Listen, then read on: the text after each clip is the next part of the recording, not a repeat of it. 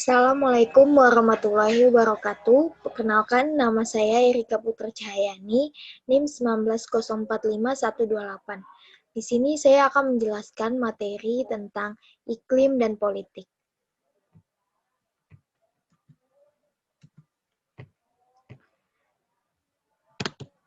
Yang pertama, yaitu iklim dapat mendorong dan membatasi. Ada 3 jenis iklim, yaitu dingin, panas, dan kering, yang efeknya serba membatasi bagi tempat tinggal manusia, serta perkembangan kekuasaan politiknya. Ada 3 persebaran unsur iklim di dunia, yaitu zona beriklim dingin, panas, dan kering. Masing-masing diperinci menjadi 2 seksi untuk menunjukkan 2 unsur tadi. Zona yang tergolong salah satu dari semuanya itulah yang cocok untuk berkembangnya bangsa-bangsa kuat secara politik. Itulah zona yang terlalu panas dan tak terlalu dingin, kemudian tak terlalu kering. Kemudian yang B, yaitu iklim dingin, tundra, dan taiga. Zona iklim yang terlampau dingin kedapatan di wilayah sekitar kutub dan di pegunungan-pegunungan tinggi. Daerah ini pada umumnya tanahnya dingin dan beku karena tertutup oleh salju es. Ini adalah gambar dari kutub. Kemudian yang kedua yaitu tundra, yang dimana wilayah padang rumput yang disebut tundra tak dapat menampung penduduk banyak dan hanya dimanfaatkan untuk berternak rusa. Kemudian yang ketiga yaitu taiga. Wilayah taiga yaitu suhu udaranya tak begitu ekstrim dinginnya sehingga berwilayah berupa hutan pepohonan, bedaun jarum atau konifera. Musim dinginnya amat panjang, sedangkan musim bagi kemungkinan tumbuhnya tanaman bahan pangan terlalu pendek, sehingga penduduk juga jarang sekali yang ada pada wilayah ini. Hasil kayu dan bahan tambang merupakan satu-satunya sumber ekonomi. Kemudian yaitu yang C, yaitu iklim panas dan hutan tropis sabana.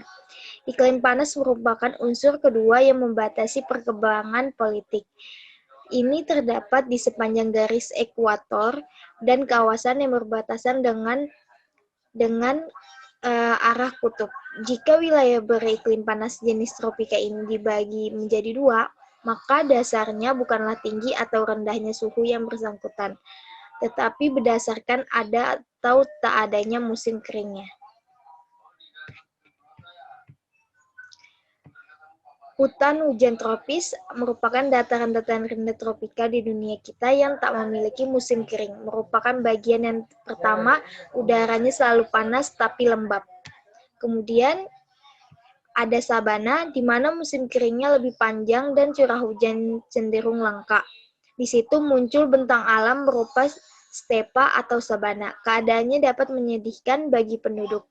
Bencana gagal panen sering terjadi sebagai akibat dari tertundanya turun hujan atau menghilang.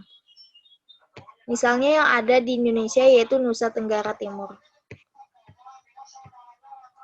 Kemudian yang keempat ada kekeringan atau pertambangan dan stepa. Unsur ketiga dari iklim yang fungsinya dapat menghambat perkembangan politik adalah kekeringan. Wilayah-wilayah di permukaan bumi yang terdiri atas gurun-gurun dapat menyajikan kehidupan bagi manusia apabila masih dapat menyajikan air dalam jumlah yang cukup untuk mendukung usaha pertanian penduduk atau menyediakan sumber data tambang yang dapat diolah. Kemudian gurun pertambangan. Wilayah-wilayah gurun yang ada bahan tambangnya dengan hasil yang banyak dapat melahirkan kekuasaan politik pula.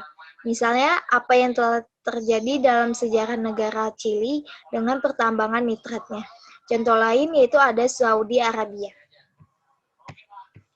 Kemudian ada yang kelima yaitu iklim yang cocok. Para ahli mengatakan bahwa favorable climatic zone adalah Eropa Barat dan Amerika Serikat di masa kini. Suatu tipe iklim baru dapat dipandang cocok bagi kemajuan manusia apabila manusianya telah mampu hidup layak dan kerasan dalam kondisi iklim yang bersangkutan. Jadi wilayah yang paling cocok beriklim sedang dan basah atau wet intermediate climate ini masih terbagi menjadi dua bagian, yaitu wilayah lintang tengahan atau middle latitudes yang suhunya serba sejuk dan terjadi perubahan-perubahan musiman dan badai siklonok. Kemudian yang kedua ada wilayah lintang rendahan dan di dataran-dataran tinggi, contohnya berbagai republik di benua Amerika Selatan, Ethiopia, di Afrika, memperlihatkan perkembangan politiknya sebagai akibat dari lokasinya di low latitude. Sekian materi yang telah saya sampaikan. Mohon maaf apabila ada salah kata. Assalamualaikum warahmatullahi wabarakatuh.